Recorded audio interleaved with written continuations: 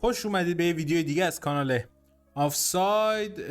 خیلی ممنونم که ویدیوی چنل ما رو انتخاب کردید برای دیدن. ویدیو امروز در مورد داوید، رایا و اینکه تو اسپانیا چرا بازی نمیکنه هستش. اگر نظری، کامنتی، چیزی داشتید در طول ویدیو حتما با کامنت تایم دار برامون بنویسید، قطعا جواب میدیم. لایک، سابسکرایب و بقیه چیزا فراموش نکنید. بدون معطلی دیگه سرعت رو خیلی بردم بالا. بریم سراغ ویدیو. این یکی دیگه از سری ویدیوهای مستندتوری ماست که حالا بهش ریاکت میریم. فکر کنم چندمین ویدیوه، الان فکر کنم سومین یا چهارمین ویدیوه. اگر از ویدیو خوشتون اومد حتما ویدیوهای بعدی ما رو هم یا قبلی ها رو هم برگردید نگاه بکنید، خیلی جذاب خیلی هاشون. بریم معطلی بریم. How is it possible that the best goalkeeper in the Premier League isn't playing at the World Cup? Jordan Pickford is in goal for England, Emiliano Martinez for Argentina, Alisson for Brazil. Every top Premier League keeper is at this tournament starting for his country. Everyone except the man who just won the Golden Glove. But the worst part isn't that Raja is sitting while Spain struggle. The worst part is that he's sitting while Spain win. Because when a team loses, everyone demands change. When a team wins, nothing changes. And the one man who understands that best was once in the exact place Raja is now, David De Gea. Before the World Cup, back in April, De Gea was asked who should be in goal for Spain. He didn't pick the keeper with the most caps. He picked David Raja. And he said he was speaking from experience because De Gea knows something you can't see from Spain, and it starts in the Premier League. Raja arrived at Arsenal as a gamble. Arteta dropped him into the loudest goalkeeper debate in England. To make room, he benched Aaron Ramsdale, a keeper everyone had already bought into. Every mistake looked like proof that Arteta was risking his season on a goalkeeper no one trusted yet. So what did Raja do? He took the number one shirt, then he won 3 Golden Gloves in a row and kept 9 clean sheets in a single Champions League run. And De Gea wasn't the only one watching. Thibaut Courtois named him one of the 3 best goalkeepers in the world right now. But to understand why De Gea is right, you can't start with De Gea. You have to start with Raja and just how special he actually is. For years, a great goalkeeper meant one thing first: size. David Raja isn't even 6'1", so why does that matter? The cross, the high ball, the crowded 6-yard box, that belongs to giant. Raja isn't one and owns it anyway. How? He reads the ball a fraction earlier than everyone else. And نکنید وقتی یه دروازه‌بان قدش کوتاه‌تر باشه یا سرعتش پایین‌تر باشه، معمولا چطوریه؟ خب دروازه‌بان‌های بلندی وجود دارن مثل کورتوا که خب یارو همینجوری دستشو دراز کنه تا اون سر تیرک میرسه. نیاز نداره که آقا من بازی خونی داشته باشم. ولی دروازه‌بانایی که یکم قدشون کوتاه‌تره، یکم سایز کوچیک‌تری دارن، برای اینکه بتونن توپا رو بگیرن باید از قبل پیش بینی بکنن توپو. یعنی من وقتی بازیکن داره میاره روی راست خودش و بزنه، من باید به مچ پای اون نگاه بکنم، به زاویه بدنش نگاه بکنم که آقا به این ور میخواد بزنه یا میخواد به این ور بزنه. چرا؟ چون دروازه‌بانی که دستش بلندتر باشه خب این اعتماد به نفس داره که آقا وای میستم که توپ اومد، بعد من ریاکشن رو انجام بدم، جهشمو بزنم، احتمالاً من به توپ میرسم. ولی دروازه‌بانی که یکم دستش کوتاه‌تره، بدن کوچیک‌تری داره، باید دقیقاً پیش بینی بکنه. بعضی وقتا حتی مثلا 50-50 بگه آقا من الان بزنه توپ بیاد که من به توپ نمیرسم، پس بذار یه قدم وردارم رو به راست، یه قدم رو به چپ، ببینم مثلا این داره مثلا به کدوم ور میزنه، زاویه پاش، مچش چجوری میخواد بچرخه. اینا همشون مهمه. حالا Raja isn't one and owns it anyway. How? He reads the ball a fraction earlier than everyone else and gets there with a leap and feet quick enough to cover the whole goal. The hard saves start to look easy, and that's still only half of him. The other half is the oldest job a keeper has, stopping the ball. And here's how you know. In Arsenal, it's easy to doubt him. The team controls the game and barely anything reaches his goal. So the easy line is simple. Of course he keeps clean sheets. He didn't win those Golden Gloves. The team won them for him. But Raja broke that argument before he ever got to Arsenal. At Brentford, he wasn't protected. He was buried around 200 shots in a single season behind a team just trying to survive among the big ones. And under that constant fire, he didn't just face the most shots in the league, he saved a higher share of them than anyone else. The keeper with the most work, doing it better than everyone. But none of this answers the real question. Why does Spain's manager leave David Raja out? Delafuente doesn't ignore him at all. He knows exactly what's happening in England. He said it himself. In England, they call Raja the best goalkeeper in the world. In Spain, no one talks about him, so the manager sees him and still leaves him on the bench.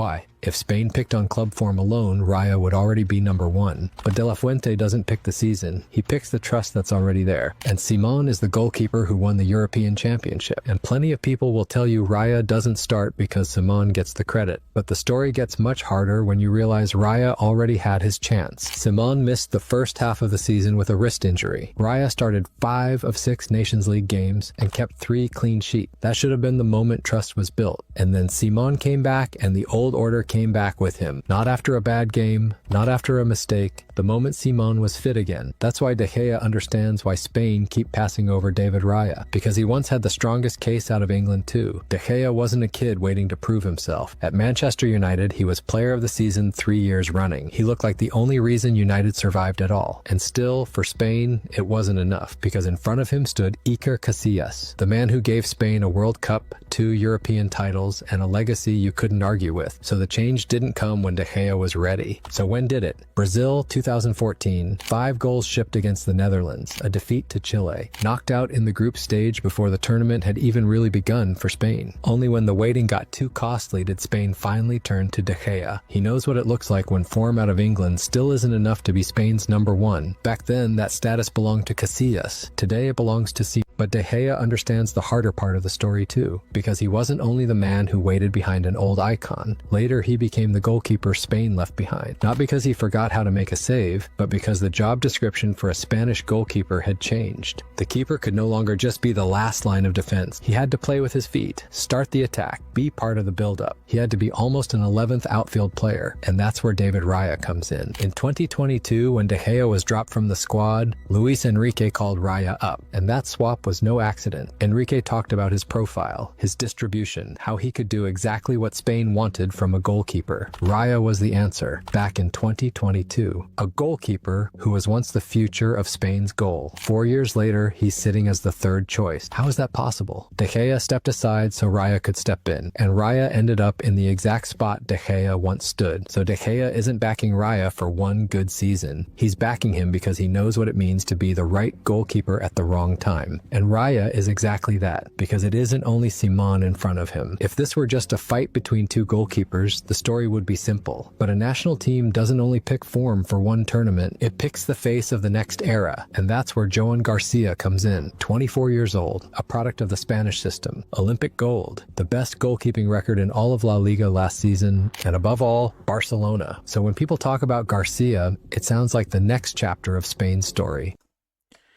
حالا ما قبل جام جهانی حالا صحبت میکردیم با بچه‌ها، اینطوری بود که من خودم میگفتم که آقا رایا باید تو این جام جهانی فیکس باشه. این اصلا اینکه فیکس نیست عجیب خواهد بود و گفتیم که آقا باید فیکس باشه، ولی اسپانیا قطعا دلافوئنته فیکسش نمیذاره و اگر اونای سیمون اگر حالش خوب باشه قطعا اونای سیمون رو میذاره. چرا؟ به همون دلیلی که اگر امیلیو مارتینز 50 سالش هم باشه فکر نکنم بخواد برای آرژانتین بازی بکنه، قطعا فیکسه. یعنی به همین دلیل میگه آقا چون تو دروازه‌بان برای من یه جام آورده و خط دفاعی تیم من بهش اعتماد کامل داره، دیگه من ریسک نمی‌کنم که دروازه‌بان دیگه ای رو تا باشون امتحان بکنم. خب این جواب داده یه بار دیگه. پس تا آخر مسابقات با همون دروازه‌بان میریم جلو. من نگرانم که این کاسه اسپانیا بذاره در ادامه تورنمنت و جام جهانی. حالا باید ببینیم، حالا فعلا که از گروهشون صعود کردن بازیشون هم باید ببینیم، ولی من احساس میکنم که این یه تصمیم دوگ بودن خود مربی رو نشون میده. بذارم میتونست منعطف‌تر باشه و گزینه‌های دیگه انتخاب کنه. حالا من نمیگم چون خاطر مثلا بارسا خوان گارسیا رو بردار، من خودم میگم خوان گارسیا نمیتونه دروازه‌بان اول اون تیم باشه و رایا رو تو میتونستی برداری. Barcelona. So when people talk about Garcia, it sounds like the next chapter of Spain's story. Spain doesn't have to explain why it accepts him. Raya is the opposite. He didn't become great in Spain. At 16, he left Barcelona for England, not for the glamour. He went to Blackburn, a kid who didn't even know if football would work out, and he had a backup plan. If it didn't, an office job. That's not a biography detail. That's how far he was from the story we're watching today. Then football took him even lower. Southport, the 5th tier of English football. Nobody's grooming a future star down there. In that kind of football, talent doesn't earn you any year of English football. بچه‌ها تو کامنت بنویسن که به نظرش فیس این بنده خدا نچراله، یعنی این از این From the story we're watching today, then football took him even lower. Southport, the 5th tier of English football. Nobody's grooming a future star down there. And that kind of football talent, that's, and he had... چریش تبدیل شده به این اون چری شده این نمیفهمم، این درک نمی هرگز. رنگ دماغش و کلا فیسش یه جوری غیر طبیعیه. حالا بنویسید، حالا ما که نمیدونیم، حالا شاید بنده خدا خودش این شکلیه. a backup plan. If it didn't, an office job. That's not a biography detail. That's how far he was from the story we're watching today. Then football took him even lower. Southport, the 5th tier of English football. Nobody's grooming a future star down there. In that kind of football, talent doesn't earn you anything. You survive or you disappear. Raya survived, and then every step after Brentford, then Arsenal. He had to win the same way. Not by asking for trust, by taking it. That's why his situation with the national team is so strange. Because when he first arrived, Spain didn't react like an heir had turned up. It asked, who is David Raya? A goalkeeper who had to leave Spain to become good enough for Spain, and who came back a stranger in his own country's story. That's why Garcia feels more natural, and why Simon is still the one standing in goal. And that brings us back to this World Cup. Spain's first match ended without a goal, but not without a hero. The hero just wasn't a Spanish goalkeeper. Vozinha, 40 years old, the goalkeeper of Cape Verde, a nation playing its first ever World Cup. 7 saves, 27 Spanish shots, and overnight بورسا باید از دست این فران تورس خلاص شه. من نمیدونم این داره اینجا چیکار میکنه. هر کاری میکنید فقط این یه جام جهانی قشنگ هیچ توپی نبوده که این بشر از رو خط دروازه بود نزده باشه. لواندوفسکی هم نیست، خدا به دادمون برسه. whole tournament had a story about a goalkeeper who refused to step aside. In the match that showed Spain just how much one goalkeeper can change a night, its best club goalkeeper didn't get a single minute. And the story didn't end there. Spain beat Saudi Arabia 4-0. And on paper, that weakens Raya's case. But only on paper, because a win doesn't solve Raya's problem. Every win just buries it deeper. That's why Raya's situation is so brutal. He isn't only waiting for a mistake. He's waiting for the moment Spain is forced to look at him at all. And a World Cup doesn't hand out many of those. And the whole time we were asking the wrong question, because it doesn't matter whether Raya is the best goalkeeper in the world. Dickea understood something harder. With a national team, being the best doesn't mean you'll play. This was never a competition between goalkeepers. A national team decides who plays and who it leaves waiting. Raya waits because Simon has a past it trusts. He waits because Garcia has a future it's protecting. And Raya has only the present, the one slipping away right now. A goalkeeper the whole world calls the best. And in his own country, he's the third choice. So the real question was never whether David Raya is good enough. Arsenal already answered that. So did Courtois, Luis Enrique, and De Gea, the man who once stood in that exact spot. The real question is harder. Will Spain let Raya's prime slip away on the bench? Because no one knows better than De Gea what it looks like when a national team realizes too late. خیلی ممنون که این ویدیو رو تا آخر نگاه کردید. ازتون تشکر میکنم. قطعاً همه کامنتاتون رو میخونم. برام کامنت بذارید، لایک، سابسکرایب رو فراموش نکنید. صحبت دیگه ای ندارم. امیدوارم که سالم و سلامت باشید. بقیه ویدیوهای این سری رو هم نگاه بکنید، چون چندین ویدیویی که تو روزهای مختلف آپلود میکنیم.